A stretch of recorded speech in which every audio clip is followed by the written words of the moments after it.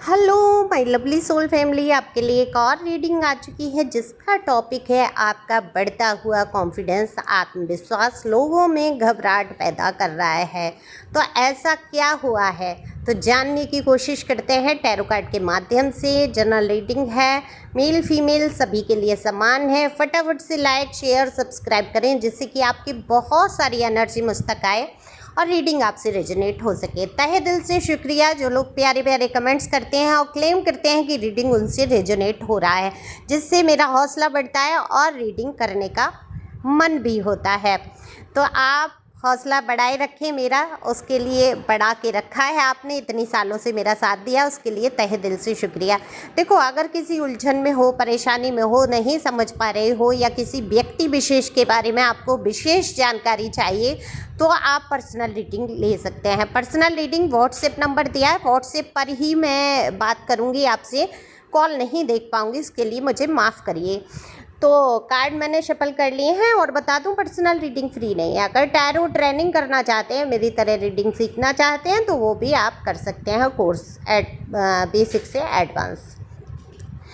जैसा कि मैंने बोला, कार्ड शफल कर लिए। अब मैं बात करती हूँ आपकी। तो आप सच में जो टाइटल मैंने रखा है, जो मैंने दिया है कि आपका बढ़ रहा है आत्मविश्वास, तो बिल्कुल ये जो लिखा है मैंने सही लिखा है, क्योंकि आपके जब कार्ड खुले तो आपकी एनर्जी ने मुझे महसूस करा दिया कि आप कितने कॉन्फिडेंस से भरे हुए हैं। देखो, आप आज तक कई परेशानियों से गुजरे, कोई जीवन में ऐसी परेशानी नहीं रही जो आपने झेल नहीं ली, वो चाहे मानसिक रही चाहे शारीरिक रही।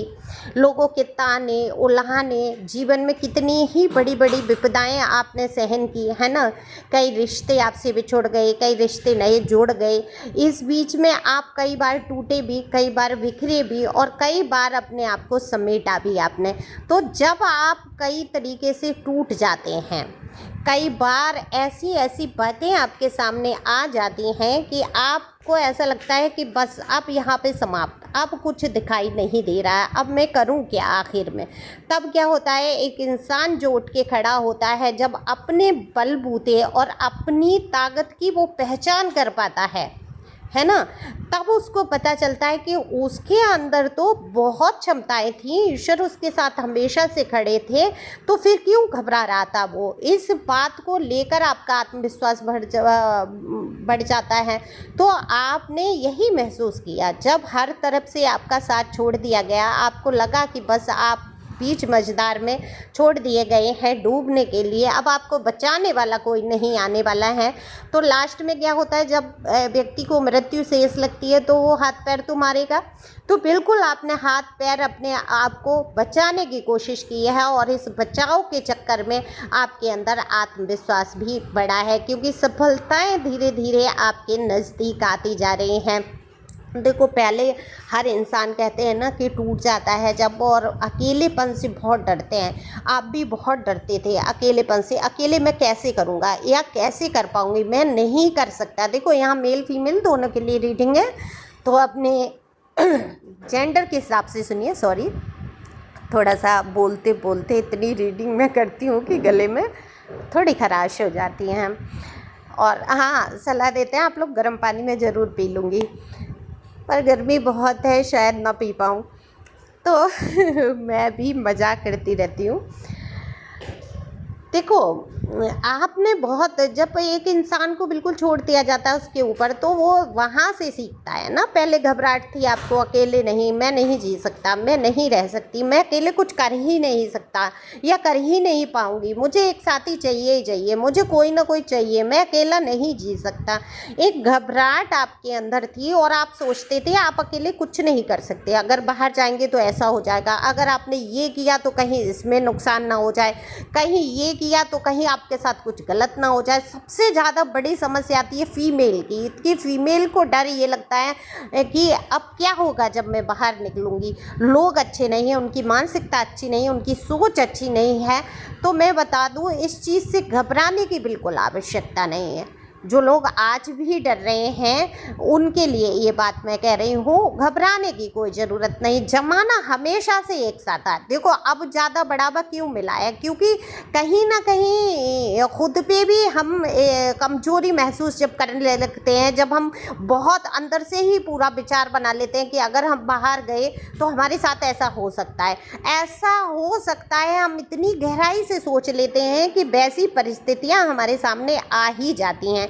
इसी को मैनिफेस्टेशन बोल रहे हैं। ठीक है, मैं ये नहीं कह रही हूँ कि आपकी सोच गलत है, आप गलत हो, आपका पहनावा गलत है, या आपके विचार गलत हैं, या आपकी हरकतें गलत हैं।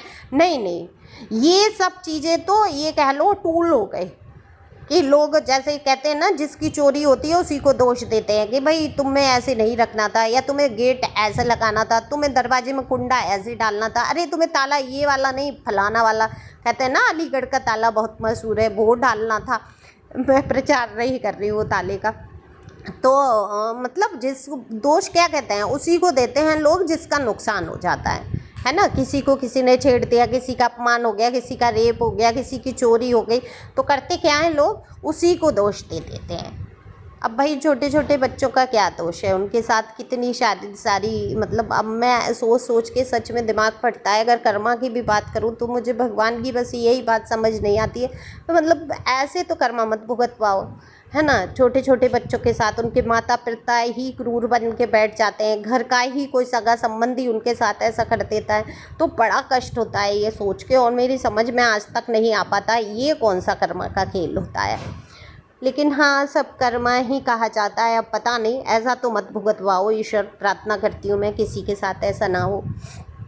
तो खबरें सुनना भी नहीं चाहती हूँ, दिल बहुत भारी हो जाता है। तो आप जो कल तक डरते रहे, आपने वो डर जो है निकाल के फेंका। अच्छा, ये जो ऊँट थे आपकी ज़िंदगी में सॉरी, मैं अगर आपके रिश्तेदार या आपके जानने पहचानने वालों के लिए ऊँट शब्द, इनको देखो शब्द का प्रयोग कर रही हूँ उसके लिए सॉरी कह रही हूँ। ये जो ऊँट रहे आपकी ज़िंदगी में, यानी कि जो लोग रहे आपकी ज़िंदगी में टॉक्सिक लोग, इनको अपनी ऊंचाई पे बड़ा घमंड था। ये ऊँटों को इतना अपनी ऊंचाई का घमंड था, अपने बलबूते सब संभाल लेंगे ये और सब कुछ कर लेंगे। और जब इन्होंने ये देखा कि आप तो कहीं ना कहीं आत्मविश्वास से भर गए, कल तक कमज़ोर पड़ जाते थे, कल तक इनका सहारा तक रहे थे, कल तक आप इनका मुंह देख रहे थे कि इनके साथ ये आपके साथ खड़े हो जाएंगे, है ना।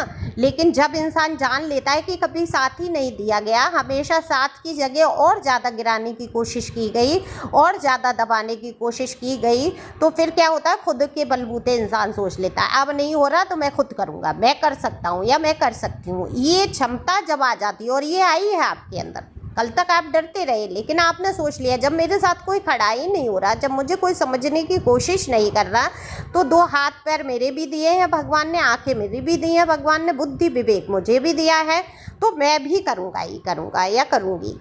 तो जहाँ आपके अंदर ये आत्मविश्वास पैदा हो गया कि आप किसी से कम नहीं हैं, आप बहुत कुछ कर सकते हैं, थोड़ा बहुत नहीं, तो ये ऊँट जो कल तक घमंड से सर ऊंचा करके चल रहे थे कि मुझे तो कोई नीचा गिरा ही नहीं सकता, मुझे तो कोई दबा ही नहीं सकता, अब इन लोगों में घबराहट है और ऊँट पहाड़ के नीचे आ चुके हैं। अब वही लोग आपके सामने अच्छा व्यवहार करने की कोशिश कर रहे हैं, वही लोग आपसे संबंध रखने की कोशिश कर रहे हैं। जब आपकी कुछ पहचान बनने लगती है, जब आप आगे बढ़ने लगते हैं, तो लोगों को ये दिखने लगता है कि भाई ये तो हमारे बिना भी चल सकता है और हमें इससे कुछ फ़ायदा हो रहा है, तो क्यों ना हम इसके थोड़ा सा झुक जाएं या दब जाएं, तो क्या हुआ, है ना। तो लोगों में घबराहट तो पैदा है कि आप अब कुछ भी कर लेंगे। कुछ लोग ऐसे घबरा रहे हैं जो आपको छोड़ना नहीं चाहते किसी प्रकार से, क्योंकि उनको तो मज़ा आ रहा है, एक ऐसा इंसान मिला है कि जब भी चाहो गुस्सा उतार लो, जब भी चाहो कुछ भी कह लो, जब भी चाहो जैसे भी चाहो डील कर लो उसको, है ना, वो उनके लिए करता ही रहेगा।